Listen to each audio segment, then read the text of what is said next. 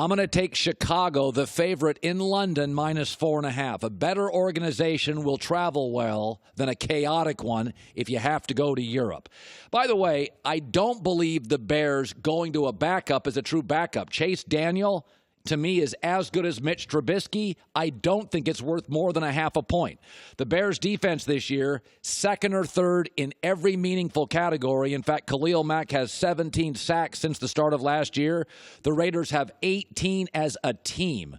And yes, the Bears can be limited at quarterback, but they're tied for the NFL's best turnover differential, +6. So they got limitations at quarterback, but they don't make a lot of mistakes.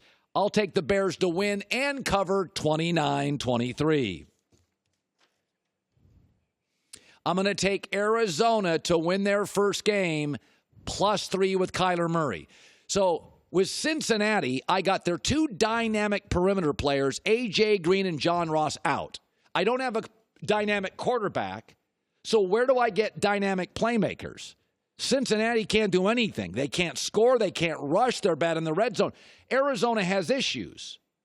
But Arizona's got a playmaker in Kyler Murray, a creative head coach, Larry Fitzgerald. I do feel like in a low-scoring game with two bad offensive lines, at least I have guys on Arizona's side that can make plays. By the way, Cincinnati's become a bad football team, 2-13 in their last 15 games. Cincinnati's awful.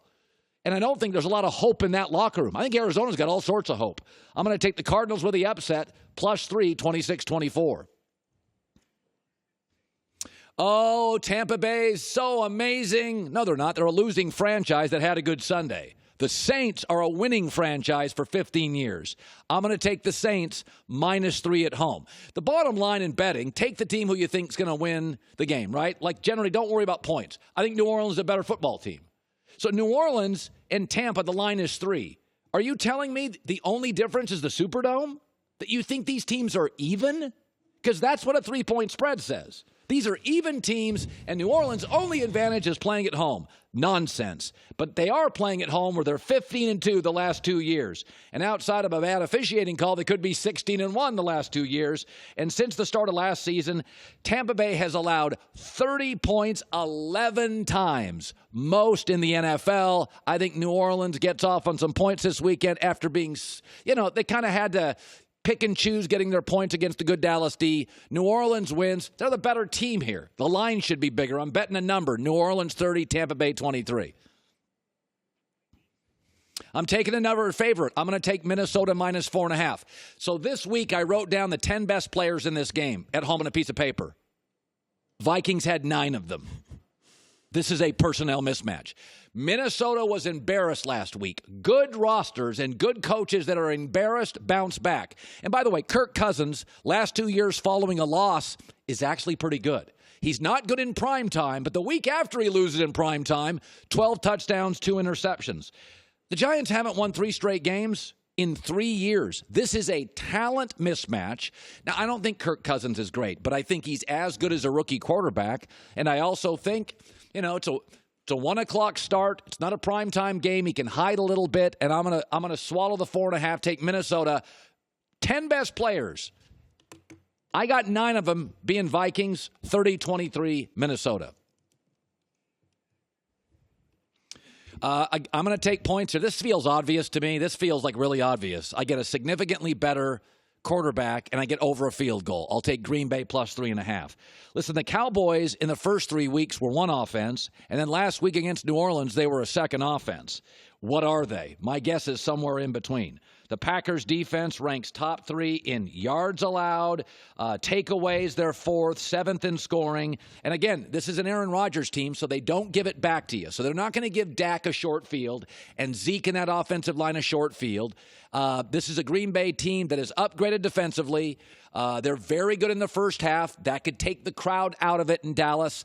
And I think it's a real urgent game for Green Bay. I think it feels like after being humiliated on a standalone Thursday night game, the whole world watched Green Bay at home get pushed around. I think their defense says, okay, fellas, come on. I think Green Bay is going to win this game outright. They're getting 3.5 points. I think they're going to win it outright, close 27-26. Yeah, I have a rule, Joy. I've done this for years. If a good unit gets embarrassed, I think the Packers defense is good, and gets humiliated, they'll play well the next week. So I got, there's my Blazing 5 picks. Feel good about it. And by the way, a lot of you are probably saying, how can you take Arizona? When you got two bad teams, but you have playmakers on one of the bad teams, Arizona, you take it. So once again, I'm going to take the Bears minus 4.5, Arizona plus 3, Saints minus 3, Minnesota minus 4.5, and Green Bay is going to win outright plus 3.5 against Dallas. I was kind of surprised at that line. I would have thought it would have been. Yeah, that is surprising. Yeah, I think Green Bay is right now with that quarterback in this urgent spot. It should have been closer to a pick 'em. I think Green Bay is going to be a better team. Hi, everybody. Thanks for watching. Subscribe here to get the latest from the show. Also, be sure to check out more of the best clips from The Herd or go watch a few segments from other shows on FS1.